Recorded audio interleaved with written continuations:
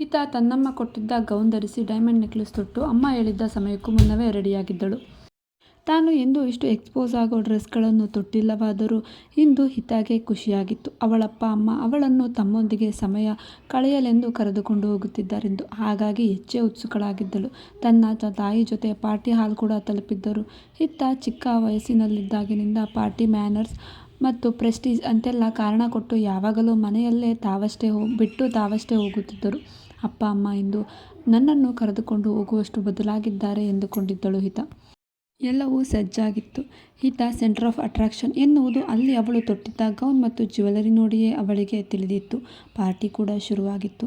Mister Sharma and ಫ್ಯಾಮಿಲಿಯ ಎಲ್ಲ guest and partners ಬಂದಿದ್ದರು.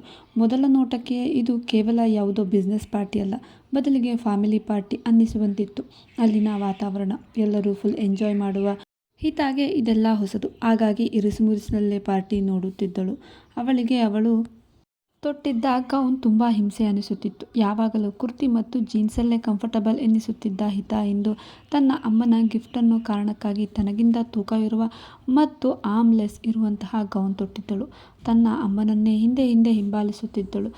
ತನ್ನ ಹಿಂದೆ ಬರುತ್ತಿದ್ದ ಹಿತಾ ಕೈ ಹಿಡಿದು, ಡಾರ್ಲಿಂಗ್, ಇದೇನಿದು, ಪಾರ್ಟಿಗೆ ಬಂದ್ರೂ ಅಮ್ಮನ ಹಿಂದೆನೇ ಓಡಾಡ್ತಿದೆಯಲ್ಲ, ಹೊಸ ಫ್ರೆಂಡ್ ಬಂದಿದ್ದಾರೆ, ಮೀಟ್ ಆಗು, ಅವರೊಟ್ಟಿಗೆ ಗೆಳೆತನ ಮಾಡ್ಕೋಬೇಕು ಎನ್ನುತ್ತಾ ಅಲ್ಲೇ ಮುಂದೆ ಇದ್ದ ಒಂದಿಷ್ಟು ಅವಳದೇ ವಯಸ್ಸಿನ ಹುಡುಗ ಹುಡುಗಿಯರ ಗುಂಪಿನೆಡೆಗೆ ಸನ್ನೆಯಲ್ಲೇ ತೋರಿಸಿದ್ದರು. ಹಿತಾ ಅವಳ ಕಣ್ಣಿನ ಇಶಾರೆ ಅರ್ಥ ಮಾಡಿಕೊಂಡಳು. ಆದರೆ ಅವಳಿಗೆ ಅವರೊಟ್ಟಿಗೆ ಹೋಗುವ ಮನಸ್ಸಾಗಲಿಲ್ಲ. ಎಲ್ಲರೂ ಇವರಷ್ಟೇ ಹೈ ಸೊಸೈಟಿಯಿಂದ ಬಂದವರೇ.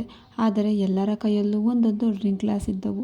ಮೊದಲಿನಿಂದಲೂ ಹೈ ಕ್ಲಾಸ್ ಸೊಸೈಟಿಯನ್ನು ಇಷ್ಟಪಡದ ಹಿತಾಗೆ ಇವೆಲ್ಲವೂ ಅಭ್ಯಾಸವೇ ಇರಲಿಲ್ಲ. ಒಬ್ಬೊಬ್ಬರ ಬಟ್ಟೆಯಂತೂ ಮತ್ತೊಬ್ಬರ ಬಟ್ಟೆಗಿಂತ ಪುಟ್ಟದಾಗಿದ್ದವು. ಯಾಕೋ ಅಲ್ಲಿದ್ದ ಹುಡುಗರ ಬಾಯಿಂದ ಬರುತ್ತಿದ್ದ ಆ ಸಿಗರೇಟ್ ಹೊಗೆ ಹಿತಾ ಉಸಿರುಗಟ್ಟಿಸುತ್ತಿದೆಯೇನೋ ಅನ್ನಿಸುತ್ತಿತ್ತು. ಆದರೆ ಮಿಸೆಸ್ ಶರ್ಮಾ ತುಂಬ ಹಿಂಸೆ ಮಾಡಿ ಹಿತಾಳನ್ನು ಅವರಿದ್ದಲ್ಲಿಗೆ ಕರೆದುಕೊಂಡು ಅವರನ್ನು ಫ್ರೆಂಡ್ ಮಾಡಿಕೊಳ್ಳುವಂತೆ ಹೇಳಿ ಹೊರಟಿದ್ದರು. ಆದರೆ ಹಿತಾ ಮತ್ತೆ ತನ್ನಮ್ಮನ ಹಿಂದೆ ನಡೆದಿದ್ದಳು. ಮತ್ತೆ ತನ್ನಿಂದ ಹಿತಾ ಹೆಜ್ಜೆ ಗಮನಿಸಿ ಅಲ್ಲೇ ನಿಂತ ಮಿಸೆಸ್ ಶರ್ಮಾ, ಹಿತಾ, ಇದೇನಿದು, ನಾನು ಏನು ಹೇಳಿದ್ದು ನಿನಗೆ ಎನ್ನಲು ಅಮ್ಮ ಎಂದಾಕೆ, ಸಾರಿ ಮಾಮ್, ನನಗೆ ಈ ರೀತಿ ಇಷ್ಟ ಆಗಲ್ಲ, ನಾನು ನಿಮ್ಮ ಜೊತೆಲೇ ಇರ್ತೀನಿ ಎನ್ನುವ ಸ್ವತಃ ಅವರೇ ಅವಳ ಕೈ ಹಿಡಿದು ಕರೆದುಕೊಂಡು ಹೋಗಿ ಆ ಹುಡುಗ ಹುಡುಗಿಯರ ಗುಂಪಿನ ಬಳಿ ಕರೆದುಕೊಂಡು ಹೋದರು. ಹಿತಾ ತಮ್ಮ ಕಡೆ ಬರುತ್ತಿದ್ದನ್ನು ಎಲ್ಲರೂ ಅವಳಿಗೆ ಶೇಕ್ ಹ್ಯಾಂಡ್ ಮಾಡಿ ಪರಿಚಯ ಮಾಡಿಕೊಂಡರು. ಮಿಸೆಸ್ ಶರ್ಮಾ ಅಲ್ಲೇ ಇದ್ದ ರೋಷನ್ ಕಡೆ ಮೀಟ್ ಮಿಸ್ಟರ್ ರೋಷನ್ ಎನ್ನಲು ಹಿತಾ ಬರದ ನಗೆ ಬೀರಿ ಹಾಯ್ ಎಂದಿದ್ದಳು. ಹಿತಾಳ ಅಮ್ಮನೇ ಅವಳ ಕೈ ಮುಂದೆ ಮಾಡಿಸಿದ್ದರು. ರೋಷನ್ ಖನ್ನಾ ಕಂಪನಿಯ ಮಾಲೀಕ. ಮಿಸ್ಟರ್ ಖನ್ನಾ ಅವರ ಒಬ್ಬನೇ ಮಗ. ಹುಟ್ಟಿನಿಂದ ಶ್ರೀಮಂತಿಕೆಯ ಮದದಲ್ಲೇ ಬೆಳೆದಿರುವ, ಸ್ವಲ್ಪ ಹೆಚ್ಚೇ ಜಂಬ ಹೊಂದಿರುವ ಹುಡುಗ. Khanna company Sharma group of ಕಂಪನಿಗಿಂತ 4 ಪಟ್ಟು ದೊಡ್ಡ ಕಂಪನಿ. ಹಾಗಾಗಿ ಅವನಿಗೆ ವಿಶೇಷ ಆದ್ಯತೆ ನೀಡಿದ್ದರು ಹಿತಾ ಅಮ್ಮ. ಹಿತಾ ಕೈಗೆ ತನ್ನ ಕೈ ಜೋಡಿಸಿದ ರೋಷನ್ ಹಿತಾಳಿಂದ ಕಣ್ಣು ತೆರೆಯುವ ಆಗಲಿಲ್ಲ. ಅವನ ನೋಟ ಹಿತಾ ಕೆಂಪು ತುಟಿಗಳ ಮೇಲೆಯೇ ಇತ್ತು. ಮೊದಲೇ ಬೆಳ್ಳಗೆ ಕೆನೆ ಹಾಲಿನಂತಿದ್ದ ಹಿತಾ ಮೈಬಣ್ಣ ಇಂದು ಪಿಂಕ್ ಬಣ್ಣದ ಗೌನ್ ತೊಟ್ಟಿದ್ದರಿಂದ ಪಾರ್ಟಿ ಹಾಲ್ನಲ್ಲಿ ಜಗಮಗಿಸುವ ಲೈಟ್ಗಳಿಂದ ಇನ್ನಷ್ಟು ಬೆಳಗರಿಯುತ್ತಿತ್ತು. ನೈಸರ್ಗಿಕವಾಗಿಯೇ ಕೆಂಪಗೆ ದಾಳಿಂಬೆ ಬಣ್ಣಕ್ಕಿದ್ದ ಹಿತಾ ತುಟಿ ಇಂದು ಲಿಪ್ಸ್ಟಿಕ್ ಜೊತೆಗೂಡಿ ಮತ್ತಷ್ಟು ಕೆಂಪಾಗಿತ್ತು. ಸ್ವಲ್ಪ ಅಮನದಲ್ಲಿದ್ದ ರೋಷನ್ ಮನಸ್ಸು ಮತ್ತು ಕಣ್ಣುಗಳು ಮಾತ್ರ ಹಿತಾ ತುಟಿಯಿಂದ ಬೇರೆ ಕಡೆ ಅಲುಗಾಡದಂತಿದ್ದವು. ಹಿತಾಗೆ ರೋಷನ್ ಕೈ ಬಿಡದಿರುವುದನ್ನು ತಿಳಿದಿತ್ತು. ಅವಳು ನಯವಾಗಿ ಕೈ ಬಿಡಿಸಿಕೊಳ್ಳಲು ಪ್ರಯತ್ನಿಸುತ್ತಿದ್ದಳು. ತುಂಬ ಒರಟಾಗಿ ನಡೆದುಕೊಳ್ಳುತ್ತಿದ್ದರು. ತನ್ನಮ್ಮ ಅಪ್ಪ ಪಾರ್ಟಿಯಲ್ಲಿ ಹೇಗಿರಬೇಕು ಅಂತ ಗೊತ್ತಿಲ್ಲ ಎಂದು ರೇಗ್ತಾರೆ. ಇದೊಂದು ಕಾರಣ, ಇಲ್ಲ ಅಂದಿದ್ರೆ ಮುಖ ಕಿತ್ತೋಗೋ ರೀತಿ ಬಾರಿಸ್ತಿದ್ದೆ ಎಂದುಕೊಳ್ಳುತ್ತಿದ್ದಳು ಹಿತಾ. ಮಿಸೆಸ್ ಶರ್ಮಾ, ಹಿತಾ, ನೀನು ಇಲ್ಲೇ ಇವರೊಟ್ಟಿಗೆ ಪಾರ್ಟಿ ಎಂಜಾಯ್ ಮಾಡು, ಮತ್ತೆ ಮಿಸ್ಟರ್ ರೋಷನ್ ಖನ್ನಾ ಜೊತೆ ಇದ್ದು ಅವರನ್ನು ಚೆನ್ನಾಗಿ ನೋಡ್ಕೊ ಎನ್ನುತ್ತಾ ತಾವು ಎಲ್ಲರನ್ನೂ ಗ್ರೀಟ್ ಮಾಡಲು ಹೋಗಿದ್ದರು. ರೋಷನ್ ಕಣ್ಣುಗಳು ತನ್ನ ತುಟಿ ಮೇಲೆ ಇರುವುದು ಮತ್ತು ಅವನ ಕೈಗಳು ಇನ್ನೂ ಅವಳ ಕೈಗಳನ್ನು ನೋಡುತ್ತಲೇ ಮೈ ತುಂಬ ಸಿಟ್ಟು ಬಂದಿದ್ದರು. ನಯವಾಗಿಯೇ ಎಕ್ಸ್ಕ್ಯೂಸ್ ಮೀ ಎನ್ನುತ್ತಾ ಕೈ ಬಿಡಿಸಿಕೊಂಡು ಅವನಿಂದ ಬೇರೆ ಕಡೆ ನೋಡಲು ತಿರುಗಿದಳು. ಅಷ್ಟರಲ್ಲಿ ರೋಷನ್ ಮತ್ತೆ ಕೈ ಹಿಡಿದಿದ್ದ. ಇದೇನಿದು ರೋಷನ್, ಬಿಡಿ, ನಾನು ವಾಶ್ರೂಮ್ಗೆ ಹೋಗಿ ಬರಬೇಕು ಎಂದಿದ್ದಳು. ಅವನಿಂದ ತಪ್ಪಿಸಿಕೊಳ್ಳಲು ಅವಳ ಬಾಯಿಂದ ವಾಶ್ರೂಮ್ ಪದ ಕೇಳಿ ಕೈ ಬಿಟ್ಟಿದ್ದ. ಏನೋ ಕಾರಣ ನೀಡಿ ಅವನಿಂದ ತಪ್ಪಿಸಿಕೊಂಡವಳು ಗೆದ್ದೆ ಎಂಬಂತೆ ಅವನಿಂದ ದೂರ ಹೋಗಿ ಅವನಿದ್ದ ವಿರುದ್ಧ ದಿಕ್ಕಿನಲ್ಲಿ ಒಬ್ಬಳೇ ಒಂದು ಟೇಬಲ್ ಹಿಡಿದು ಕುಳಿತಳು. ಅಲ್ಲಿ ಅವಳಿಗೆ ಅಷ್ಟಾಗಿ ಅವಳ ವಯಸ್ಸಿನ ಜನ ಯಾರೂ ಕಾಣಿಸಲಿಲ್ಲ. ಸ್ವಲ್ಪ ವಯಸ್ಸಾದ ತನ್ನ ತಂದೆಯ ವಯಸ್ಸಿನ ಒಂದಿಷ್ಟು ಜನ ತಮ್ಮ ತಮ್ಮ ಫ್ರೆಂಡ್ ಜೊತೆ ಪಾರ್ಟಿ ಎಂಜಾಯ್ ಮಾಡುತ್ತಿದ್ದದ್ದು ಕಾಣಿಸುತ್ತಿತ್ತು. ಸದ್ಯ ಇಲ್ಲಿ ಯಾರೂ ಬರೋದಿಲ್ಲ. ಇನ್ನು ಎಷ್ಟೊತ್ತಂಕ ಇರುತ್ತೋ ಈ ಪಾರ್ಟಿ ಗೊತ್ತಾಗಲಿಲ್ವಲ್ಲ. ನನಗೆ ಮೊದಲು ಹೋಗಿ ಈ ಗೋಣಿ ಚೀಲದ ಗೋಡನ್ ಬದಲಿಸಬೇಕು. ಇಷ್ಟನ್ನು ಮಾಡಿದ್ರೆ ಸಾಕು ಎಂದುಕೊಳ್ಳುತ್ತಿದ್ದಳು ಅವಳ ಗೌನ್ ನೋಡಿಕೊಳ್ಳುತ್ತಾ. ಅಷ್ಟರಲ್ಲಿ ಹಿತ, ನೀನು ಇಲ್ಲಿದ್ದೀಯ ಮಗಳೇ ಎಂಬ ಧ್ವನಿ ಕೇಳಿಸಿತು.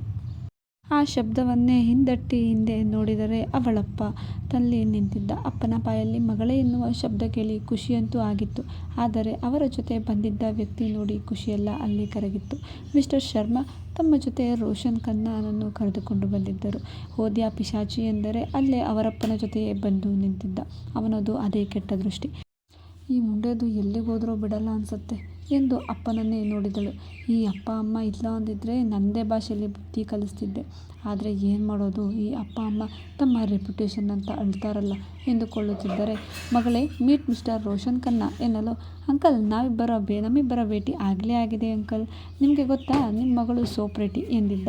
ಮಿಸ್ಟರ್ ಶರ್ಮಾ ನಗುತ್ತಾ ಅವನ ಮಾತನ್ನು ಅಕ್ಸೆಪ್ಟ್ ಮಾಡಿಕೊಂಡಿದ್ದರು. ಹಿತ ತನ್ನ ತಂದೆಯನ್ನು ನೋಡುತ್ತಾ, ಇದೇನಿದು, ನಮ್ಮಪ್ಪ ನನ್ನನ್ನು ಈ ರೀತಿ ಹೇಳಿದ್ರು ಅವನ ಮಾತಿಗೆ ನಗ್ತಿದ್ದಾರಲ್ಲ, ಅವನ ಕೆನ್ನೆಗೆ ಬಾರಿಸಿ ಹಲ್ಲು ಉದುರಿಸೋದು ಬದಲಿಗೆ ಎಂದುಕೊಳ್ಳುತ್ತಿದ್ದರೆ, ಆದರೆ ಶರ್ಮಾ ಮಾತ್ರ ಯು ಗೈಸ್ ಕ್ಯಾರಿ ಆನ್ ಎನ್ನುತ್ತಾ ಮುಂದೆ ಸಾಗಿದ್ದ. ಹಿತ ತನ್ನ ತೂಕದ ಗೌನ್ ಎರಡೂ ಕೈಯಲ್ಲಿ ಹಿಡಿದು, ಪಪ್ಪಾ ನಾನು ನಿಮ್ಮ ಜೊತೆ ಬರ್ತೀನಿ ಎಂದು ಹೋಗುವಾಗ ಅವಳ ಗೌನ್ ಹಿಂಭಾಗ ಕಾಲಿನಿಂದ ಮೆಟ್ಟಿದ್ದ ರೋಷನ್. ಆರ್ಮ್ಲೆಸ್ ಗೌನ್ ಆದ್ದರಿಂದ ರೋಷನ್ ಮೆಟ್ಟಿದ್ದಕ್ಕೆ ಗೌನ್ ಸ್ವಲ್ಪ ಕಂಕಳಿನಿಂದ ಜಾರಿತ್ತು. ಹಿತ ಅವಳನ್ನು ನೋಡಿಕೊಳ್ಳಲು ನಾಚಿಕೆಯಾಗಿತ್ತು. ಶರ್ಮಾ ಹಿಂದೆ ತಿರುಗದೆಯೇ, ನೋ ಮಗಳೇ, ನಾನು ಇಂಪಾರ್ಟೆಂಟ್ ಅಫಿಷಿಯಲ್ ಮೀಟಿಂಗಲ್ಲಿದ್ದೀನಿ. ನೀನು ರೋಷನ್ ಜೊತೆ ಟೈಮ್ ಸ್ಪೆಂಡ್ ಮಾಡು ಎನ್ನುತ್ತಾ ಮುಂದೆ ನಡೆದಿದ್ದರು. ತನ್ನ ಡ್ರೆಸ್ ಜಾರಿದ್ದರಿಂದ ಮಾತು ಮುಂದುವರೆಸದೆ ಜಾರಿದ್ದ ಡ್ರೆಸ್ ಸರಿ ಮಾಡಿಕೊಳ್ಳುತ್ತಾ ಹಿಂದೆ ನೋಡಿದ್ದಳು. ಅಷ್ಟರಲ್ಲಿ ಡ್ರೆಸ್ ಮೇಲಿಂದ ತನ್ನ ಕಾಲು ತೆಗೆದಿದ್ದ ರೋಷನ್. ಮೊದಲೇ ಹೊಂಬಣ್ಣದ ಚೆಲುವೆ ಆರ್ಮ್ಲೆಸ್ ಗೌನ್ ಜಾರಿದ್ದ ಕಾರಣ ಅವಳ ವಕ್ಷ ಮೇಲ್ಭಾಗ ತೋರಿಕೆಯಂತಾಗಿತ್ತು. ಸ್ವಲ್ಪ ಮುಜುಗರಕ್ಕೆ ಒಳಗಾಗಿದ್ದ ಹಿತ ತನ್ನ ಡ್ರೆಸ್ ಸರಿ ಮಾಡಿಕೊಂಡಳು. ನಿರ್ಜನ ವಲಯದ ಕಡೆ ತಿರುಗಿದರೆ ಹಿಂದಿನಿಂದ ಅವಳ ಭುಜದ ಮೇಲೆ ಕೈ ಹಾಕಿ ನಿಂತಿದ್ದ ರೋಷನ್. ಇದೇನಿದು ಇಷ್ಟು ಅನ್ಕಂಫರ್ಟಬಲ್ ಫೀಲ್ ಮಾಡ್ಕೊಳ್ತಿದೀಯಲ್ಲ, ಚಿಲ್ ಇಟ್ಸ್ ಆರ್ ಕಾಮನ್ ಎನ್ನುತ್ತಾ ಅವಳ ಹತ್ತಿರ ಬಂದು ನಿಂತಿದ್ದ. ಈತ ಅವಳ ಕಣ್ಣನ್ನೇ ಹಿಂಬಾಲಿಸಿದ್ದರೆ ಅವನ ಕಣ್ಣುಗಳು ಅವನ ಗೌನ್ ಮೇಲ್ಭಾಗವೇ ಠಿಕಾಣಿ ಹೂಡಿದ್ದವು. ಸ್ವಲ್ಪ ಅಸಹ್ಯವೆನಿಸಿತು. ಆದರೂ ತನ್ನನ್ನು ತಾನು ಸರಿ ಮಾಡಿಕೊಂಡಿರುವುದನ್ನು ಖಾತರಿ ಮಾಡಿಕೊಂಡು ಅವಳ ಮೇಲಿಂದ ಅವನ ಕೈ ತೆಗೆದು ಸುಮ್ಮನೆ ನಗು ನೀಡಿ ಮುಂದೆ ಹೋಗಲು ನಿರ್ಧರಿಸಿದ್ದಳು. ಅಷ್ಟರಲ್ಲಿ ಮತ್ತೆ ಅವನ ಸನಿಹ ಎಳೆದುಕೊಂಡಿದ್ದ ರೋಷನ್ ಹಿಂದೆ ಎಳೆದುಕೊಂಡು ಅವಳ ನಡುವಿನಲ್ಲಿ ಕೈ ತೂರಿಸಿದ್ದ. ಅಷ್ಟರಲ್ಲಿ ಹಿತ ಅವನಿಂದ ಬಿಡಿಸಿಕೊಳ್ಳಲು ಪ್ರಯತ್ನಿಸುತ್ತಿದ್ದರು. ಅಲ್ಲಿಗೆ ಅವನ ಉಳಿದ ಫ್ರೆಂಡ್ ಕೂಡ ಬಂದಿದ್ದರು. ಎಲ್ಲರೂ ಅಲ್ಲಿ ಕೇಳುತ್ತಿದ್ದ ಮೆಲ್ಲಗೆ ಮತ್ತು ಏರಿಸುವಂತಹ ಹಾಡಿಗೆ ಕೈ ಹಿಡಿದು ಹೆಜ್ಜೆ ಹಾಕಲು ಶುರು ಮಾಡಿದ್ದರು. ಹಿತ ಒಪ್ಪಿಗೆ ಯಾರಿಗೂ ಬೇಕೆನ್ನಿಸಲಿಲ್ಲ.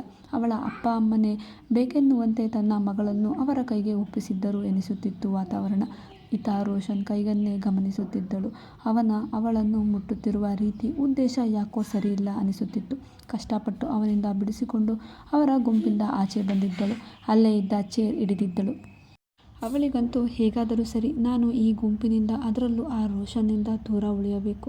ಅಪ್ಪ ಅಮ್ಮ ಇನ್ನೇನು ಪಾರ್ಟಿ ಮ್ಯಾನರ್ಸ್ ಇಲ್ಲ ಎನ್ನುವುದಕ್ಕೂ ಮೊದಲು ಪಾರ್ಟಿ ಮುಗಿಯುವ ತನಕ ಹೇಗಾದರೂ ಸಹಿಸಿಕೊಂಡು ಕೂತ್ಕೋಬೇಕು ಎಂದು ಕುಳಿತಿದ್ದಳು. ಆದರೆ ಕಥೆಯೇ ಬೇರೆ ಇತ್ತು. ಇಷ್ಟೊತ್ತು ತನ್ನ ಮಗಳು ರೋಷನ್ ಜೊತೆ ಇರುವುದು ನೋಡಿ ಖುಷಿಪಟ್ಟಿದ್ದ ಅವಳಮ್ಮ ಇವಾಗ ಒಬ್ಬಳೇ ಬಂದು ಕುಳಿತಿರುವುದು ನೋಡಿ ಸಿಟ್ಟು ಬಂದಿತ್ತು.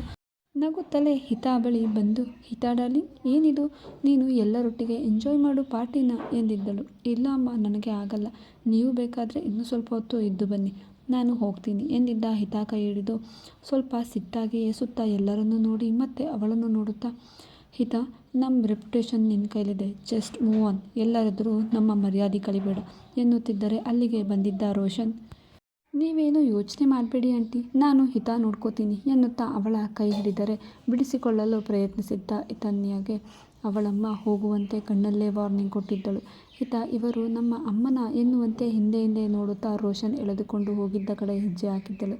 ರೋಷನ್ ಡ್ರಿಂಕ್ ಸೇವಿಸಿ ಸ್ವಲ್ಪ ಮತ್ತಿನಲ್ಲಿದ್ದ. ಮತ್ತೆ ಡ್ಯಾನ್ಸ್ ಮಾಡುತ್ತಿಲ್ಲರುವ ವೈಟರ್ ಡ್ರಿಂಕ್ ತಂದಿದ್ದ.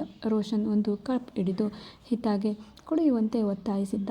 ಆದರೆ ಹಿತ ನಿರಾಕರಿಸಿದ್ದಳು. ರೋಷನ್, ಇದೆಲ್ಲ ಕಾಮನ್, ಏನೂ ಆಗಲ್ಲ, ಇವಾಗಿನ ಕಾಲದ ಹುಡುಗಿ ನೀನು ಇಷ್ಟು ಅಪ್ಡೇಟ್ ಆಗಿಲ್ಲ ಹೇಗೆ ಅಂದರೆ ಹೇಗೆ, ಲೆಟ್ಸ್ ಟ್ರೈ ಇಟ್ ಎನ್ನುತ್ತಾ ಗ್ಲಾಸ್ ಅವಳ ಮುಖದ ಮುಂದೆಯೇ ಹಿಡಿಯುತ್ತಿದ್ದ.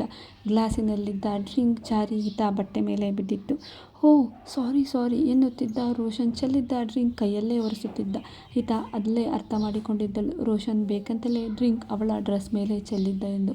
ಅವಳ ಮೈ ಮೇಲೆ ಓಡುತ್ತಿದ್ದ ಅವನ ಕೈ ಹಿಡಿದು ಇಟ್ಸ್ ಓಕೆ ರೋಷನ್ ಎಂದಿದ್ದಳು ನಗುತ್ತಲೇ, ಟಿಶ್ಯೂ ತೆಗೆದು ಕ್ಲೀನ್ ಮಾಡಿಕೊಳ್ಳುತ್ತಾ. ನಾನು ವಾಶ್ರೂಮ್ಗೆ ಹೋಗ್ತೀನಿ ಎಂದವಳನ್ನು ಅಲ್ಲಿಂದ ಬಿಟ್ಟರೆ ಮತ್ತೆ ಸಿಗುವುದಿಲ್ಲವೇನೋ ಎನ್ನುತ್ತಾ ಎಂಜಾಯ್ ದ ಪಾರ್ಟಿ, ಇದೆಲ್ಲ ಏನೂ ಪ್ರಾಬ್ಲಮ್ ಆಗಲ್ಲ ಎನ್ನುತ್ತಾ ಅವಳ ಕೈ ಹಿಡಿದು ಸುತ್ತಿಸಿದ್ದ.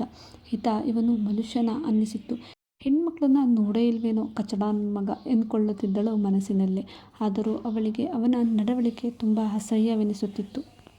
ಇದೇನಾದರೂ ನಮ್ಮ ಅಪ್ಪ ಅಮ್ಮ ಅರೇಂಜ್ ಮಾಡಿರೋ ಪಾರ್ಟಿ ಆಗಿಲ್ಲೇ ಹೋಗಿರಬೇಕಿತ್ತು. ಇವನು ಎಲ್ಲಾದರೂ ನನ್ನ ಕೈಗೆ ಹೊರಗೆ ಸಿಗಬೇಕಿತ್ತು. ಒದ್ದು ಬಾರಿಸ್ಬಿಡ್ತಾ ಇದ್ದೆ. ಇವನು ಹುಟ್ಟಿದ ದಿನ ಕಾಣಿಸ್ತಿದ್ದೆ. ಆದರೆ ಅಪರೂಪಕ್ಕೆ ನನಗಾಗಿ ಸಮಯ ಕೊಟ್ಟಿದ್ದಾರೆ ಎನ್ನಿಸಿ ಸುಮ್ಮನಾಗಿದ್ದೀನಿ ಅಷ್ಟೇ. ರೋಷನ್ ಯಾಕೋ ತನ್ನ ಮಿತಿ ಮೀರ್ತಿದ್ದಾನೆ ಎನ್ನಿಸುತ್ತಿತ್ತು ಹಿತಾಗೆ.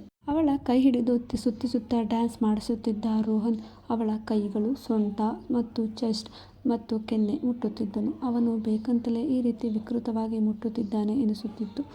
ನನ್ನ ಅಪ್ಪ ಅಮ್ಮ ಇವನನ್ನ ತುಂಬ ಒಳ್ಳೆ ಹುಡುಗ ಅಂದ್ಕೊಂಡಿದ್ದಾರೆ. ತುಂಬ ದುಡ್ಡಿದ್ದಾನೆ ಅನ್ನೋರೆಲ್ಲ ಒಳ್ಳೆಯವರು ಅಂತ. ಆದರೆ ಇವನು ಇಷ್ಟು ಕಚಡ ಅಂತ ಗೊತ್ತಾದರೆ ನನಗೆ ಅವರೇ ಹೇಳ್ತಾರೆ ದೂರ ಇರಬೇಕು ಇವನಿಂದ ಎಂದು ಅವಳು ಮನಸ್ಸಿನಲ್ಲೇ ಅಂದುಕೊಳ್ಳುತ್ತಿದ್ದಳು. ಅವನು ಅವಳ ನಡು ಬಳಸಿ ಒಂದು ಸುತ್ತು ತಿರುಗಿಸಿ ಅವಳು ಅವನ ಎದುರು ಬಂದು ನಿಂತಿದ್ದಳು. ರೋಷನ್ ಅವನ ಬೆನ್ನಿಗೆ ಕೈ ಹಾಕಿ ಅವಳ ತುಟಿಯನ್ನೇ ನೋಡುತ್ತಾ ಮುಂದುವರಿಯುತ್ತಿದ್ದ. ಯಾಕೋ ಇದು ಅತಿರೇಕ ತಲುಪುತ್ತಿದೆ ಅನ್ನಿಸಿ, ರೋಷನ್ ನನಗೆ ಈ ಡ್ರಿಂಕ್ಸ್ ಮೇಲೆ ಹಿಂಸೆ ಆಗ್ತಿದೆ, ಸೊ ನಾನು ಚೇಂಜ್ ಮಾಡಬೇಕು, ವಾಶ್ರೂಮ್ಗೆ ಹೋಗಿ ಬರ್ತೀನಿ ಎನ್ನುತ್ತಾ ಅವನ ಕೈ ಹಿಡಿತವನ್ನು ಬಿಡಿಸಿಕೊಂಡಿದ್ದಳು. ಅವನು ಕೈ ಸಡಿಲ ಮಾಡುತ್ತಿದ್ದಂತೆಯೇ ಅಲ್ಲಿಂದ ವಾಶ್ರೂಮ್ ಕಡೆ ಓಡಿದ್ದಳು. ರೋಷನ್ ಅವಳು ಹೋಗುವುದನ್ನೇ ನೋಡುತ್ತಾ ಜಸ್ಟ್ ಮಿಸ್ ಆಯಿತು, so pretty and sweet girl, ಹೋಗು ಎಲ್ಲಿಗೆ ಹೋಗ್ತೀಯಾ, ನಂತೆ ತಿರುಗಿ ನನ್ನ ಬಳಿಯೇ ಬರ್ತೀಯಾ ಎಂದು ಅವಳ ದಾರಿಯನ್ನೇ ನೋಡುತ್ತಿದ್ದರೆ. ಆದರೆ ಎಷ್ಟೊತ್ತಾದರೂ ಹಿತ ವಾಪಸ್ ಬರಲೇ ಇಲ್ಲ ಮತ್ತು ಇಡೀ ಪಾರ್ಟಿ ಹಾಲ್ ಹುಡುಕಿದರೂ ಯಾರ ಕಣ್ಣಿಗೂ ಹಿತ ಕಾಣಿಸಲೇ ಇಲ್ಲ. ಎಲ್ಲರಿಗೂ ಗಾಬರಿಯಾಗಿತ್ತು. ಮುಂದೆ ಏನಾಗಬಹುದು ನಿರೀಕ್ಷಿಸಿ. ಇಂತಿ ನಿಮ್ಮ ಪ್ರೀತಿಯ ನಗುಮುಖದೊಂದಿಗೆ ಪ್ರೇಮಕತೆ ನಿಮ್ಮ ಜೊತೆ ವಿತ್ ಕನ್ನಡತಿ. ಕತೆ ಇಷ್ಟ ಆದರೆ ಒಂದು ಲೈಕ್ ಮಾಡಿ ಮತ್ತು ಚಾನಲನ್ನು ಸಬ್ಸ್ಕ್ರೈಬ್ ಮಾಡೋದನ್ನು ಮರಿಬೇಡಿ. Thank you.